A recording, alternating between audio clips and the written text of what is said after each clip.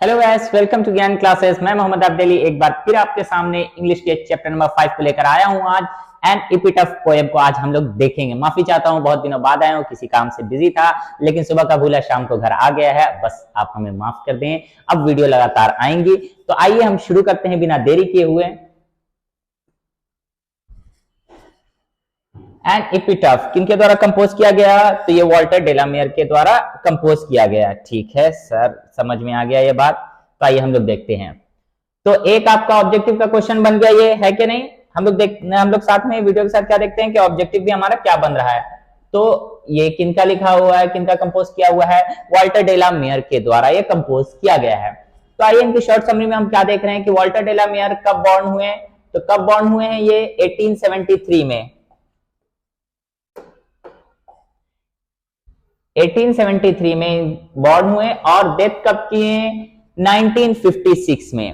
1873 born, पूछता है Walter डेलामेयर was born in, तो 1873 और 1956 में इनकी डेथ हो गई। क्लियर है? अब ये बॉर्न कहां हुए? कहीं ना कहीं तो हुए। बॉर्न हुए कहां? Carlton in the Kent. ये जो कार्लटन है, कार्लटन क्या है? गांव का नाम है, और उस शहर का नाम क्या है? केंट। ठीक है, केंट वाटर प्यूरिफायर नहीं, केंट उनके शहर का नाम था। और किस कंट्री में? इंग्लैंड में उनका जन्म हुआ। ठीक है, तो क्या समझ में आया कि वॉल्टर डेलामेयर कब पैदा हुए हैं? तो 1873 में। डेथ कब की? 1956 में। किस गांव में? तो कार्लटन। किस शहर में? केंट। तो किस देश में? इंग्लैंड। क्लियर है ये बात? चलिए, यस समझ में आ रहा। आगे देखते हैं। He lost his father at the age of 4।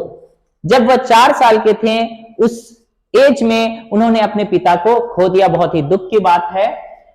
He lost his father at the age of 4 and had to move with his family। और उन्हें जाना पड़ा था अपनी फैमिली के साथ। कहां जाना पड़ा था? लंदन। ओके, यानी इंग्लैंड में उनका जन्म हुआ और उनके पिता के डेथ के बाद उन्हें कहां जाना पड़ गया? अपनी फैमिली के साथ लंदन मूव करना पड़ गया। He is known for his sensitive concern with the world of children and the world of supernatural। यहां पर देखिए, सेंसिटिव कंसर्न किसके साथ? With the world of children. ठीक है, सेंसिटिव कंसर्न का मतलब ऐसे समझिए नहीं, हम लोग किससे इमोशनली अटैच हो जाते हैं। तो भाई किससे? दुनिया जितने बच्चे लोग से उनको क्या था कि सेंसिटिव कंसर्न, एक अटैचमेंट था उनको। Okay, his songs for children and peacock pie depict world of dreams। ठीक है, उनके दो सॉन्ग्स थे क्या क्या, जो चिल्ड्रन के लिए क्या क्या? तो चिल्ड्रन एंड पीकॉक्स पाई। ठीक है, क्या था? चिल्ड्रन एंड पीकॉक्स पाई जो थे वो क्या? डिपिक्ट मतलब दर्शाना, बताता था क्या? वर्ल्ड ऑफ ड्रीम, सपनों की दुनिया के बारे में वो बताता था। क्या जो उनका लिखा हुआ क्या था? आपको ऑब्जेक्टिव में ये आ सकता है क्या? Children and peacock's pie. Song of children and chicock pie, chicock pie नहीं, peacock's pie. Song of children ये एक साथ है। ठीक है, song for children and peacock's pie depict the world of dreams. But even these songs there is a note of melancholic. ये आपका objective question बनता है, ध्यान दीजिएगा कि क्या देखा गया कि उनका जो वो सॉन्ग सब था ना, उसमें मेलनकॉलिक पाया गया। मेलनकॉलिक का मतलब होता है ये ऐसी चीजें जो सैडनेस को दर्शाती है, जो सैडनेस को दर्शाती हैं। तो उनके सॉन्ग्स में क्या पाया जाता था? मेलनकॉलिक पाया जाता था। ओके, अब आइए, the poet makes us aware. किस चीज के लिए अवेयर कर रहे थे? Of the inhuman condition of modern life. यानी वो ज्यादातर किस चीज को, जो हमारा ओल्ड थीम था ना, उसको वो क्या कहते थे? बताते थे। तो वो किससे अवेयर कर रहे थे? हमको मॉडर्न लाइफ और ओल्ड थीम के बीच में कंपेयर कर रहे थे। अब यहां ध्यान दीजिए, ही शोज, अगली बात में वही है, ही shows his genius by evincing fresh interest in old things। देखिए क्या कर रहे थे कि जीनियस यहां का मतलब होता है वो प्रभावित करना। ठीक है, कैसे प्रभावित कर रहे थे? बाय एविंसिंग, प्रकट करके। क्या प्रकट करके? तो फ्रेश इंटरेस्ट, वो क्या कर रहे थे? फ्रेश इंटरेस्ट जगा रहे थे। किस चीज में? ओल्ड थीम में। ओके, बात समझ में आई? अब देखिए आगे कहानी। Queen Elizabeth two, queen Elizabeth two यानी कोई वन भी आई होंगी। क्वीन एलिजाबेथ टू जो थे, उन्होंने इन्हें सम्मानित किया किस चीज से? तो with the order of merit. With the order of merit से सम्मानित किया गया। कब? तो 1953 में। आपका ये ऑब्जेक्टिव क्वेश्चन बनता है कि 1953 में उनको किस चीज से सम्मानित किया गया? किसने किया? तो क्वीन एलिजाबेथ टू ने उन्हें सम्मानित किया ऑर्डर ऑफ मेरिट के इससे। क्लियर है यहां तक? कोई दिक्कत? अगर स्क्रीनशॉट लेना है तो ले लो। आगे हम लोग बढ़ते हैं अब इसके पोएम में। चलिए आइए देखते हैं। अच्छा ये बात समझ में आई, ये जो एन एपिटफ है, एन एपिटफ समझ में आ रहा है? ये एपिटफ है क्या, किस चीज से रिलेटेड ये बात है? तो एन एपिटफ, जो एपिटफ का मतलब होता है शिलालेख। एपिटफ का मतलब क्या होता है? शिलालेख। सर शिलालेख भी नहीं समझ में आया। आइए शिलालेख हम लोग देखते हैं क्या होता है शिलालेख। ये दिख रहा है, ये जो कब्र होती है, कब्र के ऊपर लिखा जाता है उनके बारे में, कौन है ना, कौन है वो, कहाँ के रहने वाले हैं, ठीक है, क्या नाम था, वो सारी चीज, इसी को बोलते हैं, ये एपिटफ कहलाता है शिलालेख। क्लियर है बात? आसानी इस पिक्चर के थ्रू एकदम क्लियर हो रहा कि ये एपिटफ है क्या। तो ये जो इसी पर की कुछ बातें हैं जो ये बताए हैं वाल्टर डेलामेयर। ओके, तो आइए हम इसको देखते हैं। समझ में आई बात? चलिए आगे बढ़ते हैं हम लोग। इसको मैं भी स्क्रीनशॉट ले रहा हूं।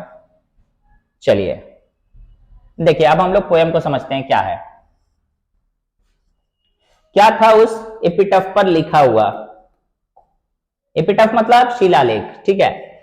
Here lies a most beautiful lady। यहां पर कौन है? लाई मतलब उसमें लेटे हुए, तो उस कब्र के अंदर कौन है? एक मोस्ट ब्यूटीफुल लेडी है। Okay, light of step and heart was she. अच्छा देखिए उसको ऐसे जोड़ता हूं थोड़ा। ये जो लेडी के बारे में बता रहे हैं वो कहां? वेस्ट कंट्री में थी, यानी इंग्लैंड, लंदन, इंग्लैंड, अमेरिका, ये सब में वहां की थी। तो ये क्या है? लाइट ऑफ स्टेप, जो कभी वहां इधर उधर घूमती फिरती थी, ठीक है। एंड हर्ट वाज शी, क्या कह रहा है कि ये जो एपिटफ है ना, ये एपिटफ किसके है? तो एक ब्यूटीफुल लेडी का है। ये एपिटफ किसका है? यानी एक ब्यूटीफुल लेडी। हियर लाइज, उस एपिटफ पर क्या लिखा हुआ था कि यहाँ पर एक ब्यूटीफुल लेडी लेटी हुई है, ठीक है। लाइट ऑफ स्टेप, जो कभी उधर इधर उधर घूमती थी, मतलब इतनी खूबसूरत थी, क्या है, सबके दिलों में भी थी वो, है ना। आई think she was the most beautiful lady, ठीक है। मैं सोचता हूं कि वो, मतलब नहीं समझ में आ रहा कि वो जब उसके बारे में बोला इतनी ब्यूटीफुल है तो वो बहुत ब्यूटीफुल लेडी होंगी। I think she was the most beautiful lady that ever was in the west country, जो कभी वेस्ट कंट्री में थी। अब तो है नहीं, गुजर गए, सबको जाना है, गुजरेंगे भाई। बट ब्यूटी वैनिश, मगर ये खूबसूरती, ये सुंदरता खत्म हो जाती है यार। सबको देखो, किसी की भी खूबसूरती, अगर कोई कहते हैं यार मतलब अपने आप में कि मैं बहुत खूबसूरत हूं, तो उस खूबसूरती का क्या है, बस कुछ समय के लिए, वो सब खूबसूरती एक दिन चली ही जानी है। तो इसीलिए किसी को भी अपने खूबसूरती पर घमंड नहीं करना चाहिए। सबको ऊपर वाले ने बनाया है, सबको बराबर ही बनाया है, हम सब इंसान हैं। ये नहीं सोचना चाहिए हम उससे ज्यादा खूबसूरत है, ठीक है, वो हमसे बदसूरत है, ऐसा कभी नहीं सोचना चाहिए। सबकी खूबसूरती जो भी है एक ना एक दिन सबको खत्म हो ही जाना है। But beauty vanishes, beauty passes, ठीक है, समाप्त हो जाता है। बात समझ आए? यानी एक बार, कब तक है यार, जब तक आप जिंदा हो तब तक भाई खूबसूरती दिखेगी। मरने के बाद कौन सी खूबसूरती आपकी दिख जाएगी? हमको नहीं दिखेगी, है कि नहीं। However, रेयर इट बी, ठीक है, कि ऐसा हो सकता है क्या, ये कब की बात बोला? And when I crumble who will remember, when I crumble who will remember. बात को समझिएगा, ये क्या बोल रहा कि जैसे वो एपिटफ, एपिटफ पे वो शिलालेख पर वो बात लिखी हुई है, क्या लिखी हुई है कि व्हेन आई क्रम्बल, वो शिलालेख खत्म हो जाएगा, टूट जाएगा, तो कौन आपको याद रखेगा? जब तक वो है उस पर लिखा, तब ना हम जान रहे हैं कि अच्छा इस कब्र के अंदर कौन है, कौन ब्यूटीफुल लेडी है जो कभी वेस्ट कंट्री में थी, है ना। अगर वही चीज मिट जाएगा तो कौन जानेगा? नहीं जानेगा ना। बात समझ में आया? तो यहां पर क्या है? And when I crumble who will remember, वो उस एपिटफ के बारे में बोला जा रहा है, ठीक है। कौन? तो पोएट कह रहे हैं। दिस लेडी, किस लेडी के बारे में बोल रहा? तो जो वेस्ट कंट्री की वो लेडी थी, जो मोस्ट ब्यूटीफुल लेडी थी वेस्ट कंट्री में, उसके बारे में बोल रहा कि व्हेन आई क्रम्बल, कौन? वो एपिटफ। अगर वो क्रम्बल मतलब हो जाता है नष्ट हो जाना, समाप्त हो जाना। And when I crumble who will remember this lady of the west country. Clear है? अगर कोई दिक्कत होगा, आपको नहीं समझ में आ रहा, तो आप प्लीज कमेंट सेक्शन में बोलेंगे। और अभी तक अगर आपने वीडियो को सब्सक्राइब नहीं किया है, अगर शेयर नहीं किया है, तो प्लीज करो यार, लाइक करो, बहुत मेहनत लगता है वीडियो बनाने में, तो आपका लाइक हमें चाहिए, सब्सक्राइब भी चाहिए। जब सब कुछ चाहिए तो यार दे दो। चलो आगे बढ़ते हैं। इसका आप स्क्रीनशॉट लेना चाहो तो ले लो। स्क्रीनशॉट क्या लेना है? बुक है, बुक में आप मार्क कर लेना। ओके, आइए कुछ अब क्वेश्चन देखते हैं जो हम लोग हमेशा देखते हैं। चलो आप लोग खुद सॉल्व करना, फिर मैं सॉल्व करूंगा। Okay,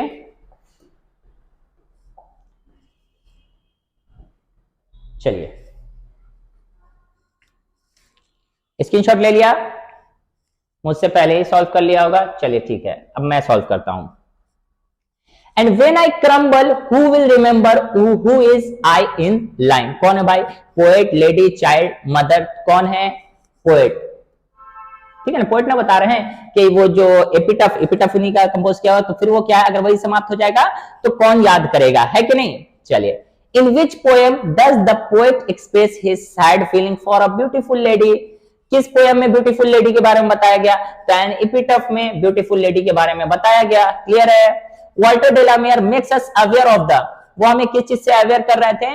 in human condition of modern life, ठीक है।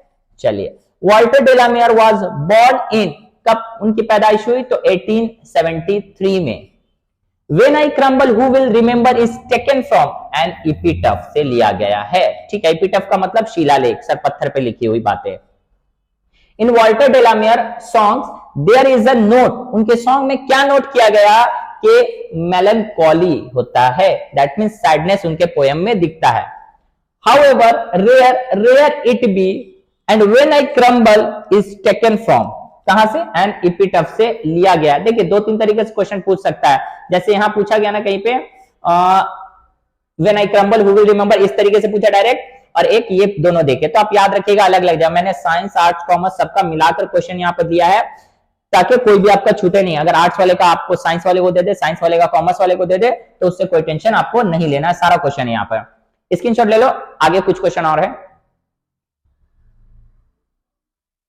चलो ठीक है,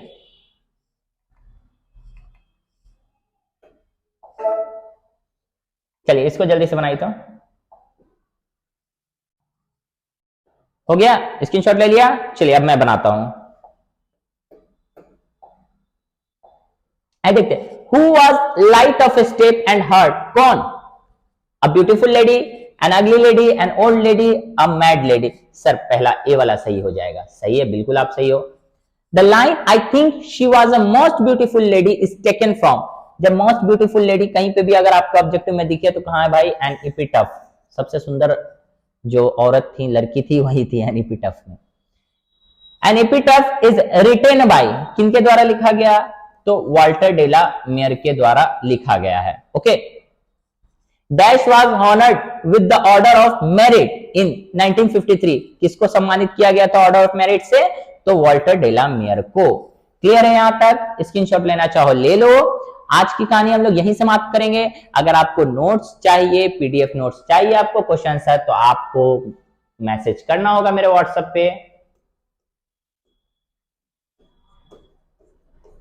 ओके, 7367003274 ये मेरा नंबर है। आप मुझे मैसेज करना, आपको पीडीएफ नोट्स मिल जाएगा। और भी अगर किसी चैप्टर का चाहिए हो तो वो भी आपको मिल जाएगा। ओके, तो अगर अभी तक भी आपने वीडियो को सब्सक्राइब नहीं किया यार, प्लीज सब्सक्राइब करो और शेयर करो अपने दोस्तों के साथ जिनका एग्जाम अभी 2023 में और भी आगे होने वाला है, तो क्या है, काम आएगा उनको। ओके, तो मिलेंगे हम अपनी अगली वीडियो में। आज के लिए इतना ही। Thank you for watching this video. Bye bye.